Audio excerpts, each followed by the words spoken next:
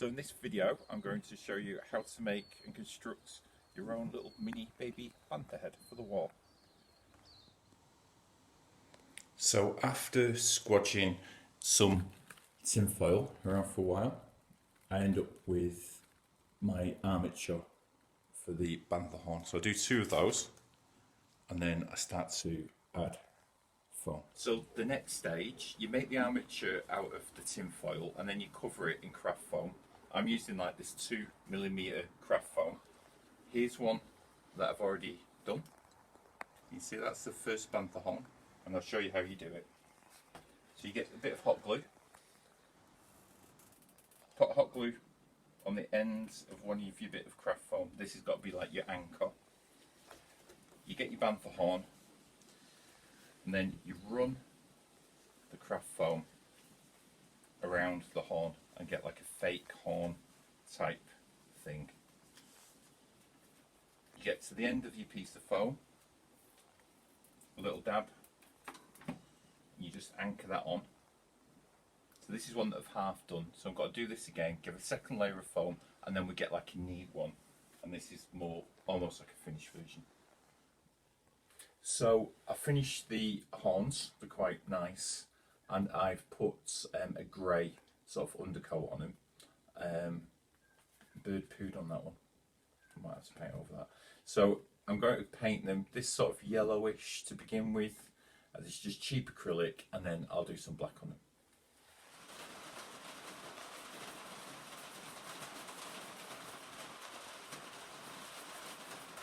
I've got to make something for the Bantha horns to sit on. I've got to cut a piece of this aluminium out.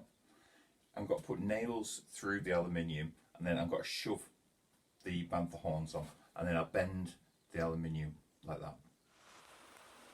So I took a piece of aluminium. I've got to attach the horns here, and this has got to be the top of the Bantha's head. And then I've put 4 nails through, which have got to go inside the tin foil of the horns to hold them in place. I'll just got to try and hot glue them, see how it does. So I'm just pushing the horns through, and the nails are holding them in position. That looks pretty good. I might not even need any extra glue. So I've got some fur. I'll put it into strips, and I've just got to start putting a little bit of fur around these horns just to see what it looks like. So I'll start here.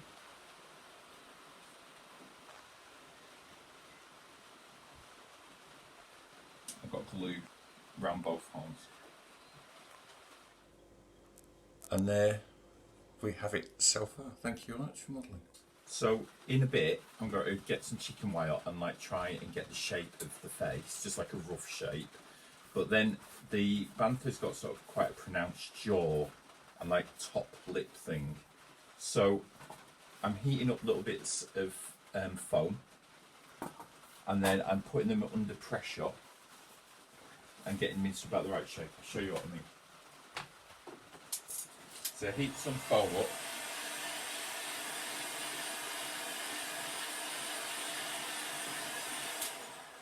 And I want it to be sort of a quite jutty jaw. So I'm using my own knee, and then I'm pressing my knee. I'm putting quite a lot of effort into the foam, and that's got to get me like a nice curve. And you can see curve there. So I've done that here, and I've made what's got to be the chin, and then I've got to do a top lip, so this has got to be the Bantha's mouth. So I'm making a frame. This is going to be the Bantha's head. I took a piece of chicken wire and I just pushed it into this sort of shape. It's not lovely, but it's okay. So now I need to toughen this up a little bit.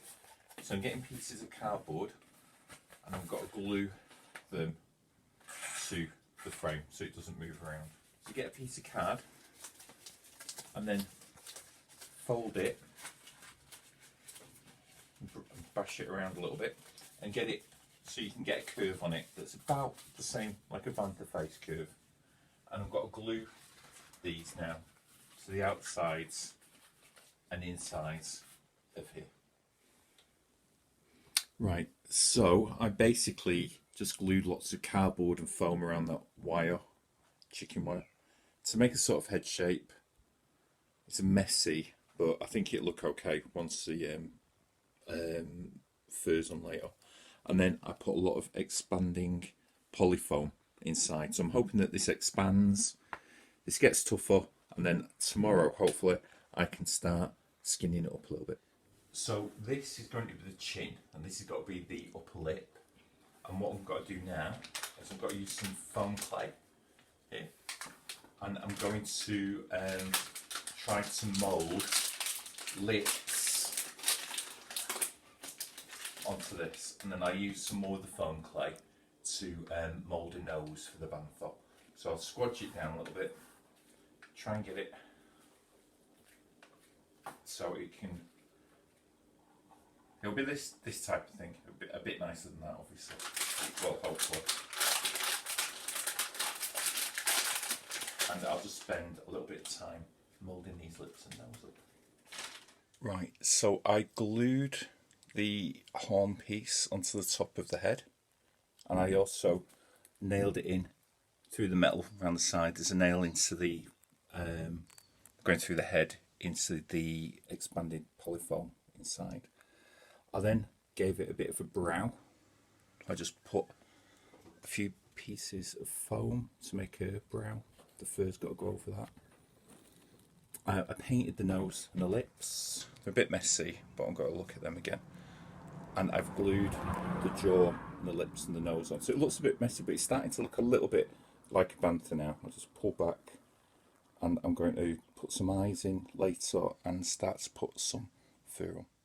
So I'm slowly cutting these bits of fake fur and using a hot glue gun, and just starting to do the chin, and I'll start hopefully get this covered in fur over the next couple of hours.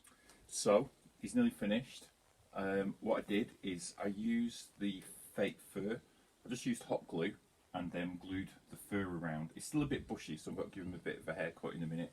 I put a pair of eyes in, a little bit big, but they make him look quite cute.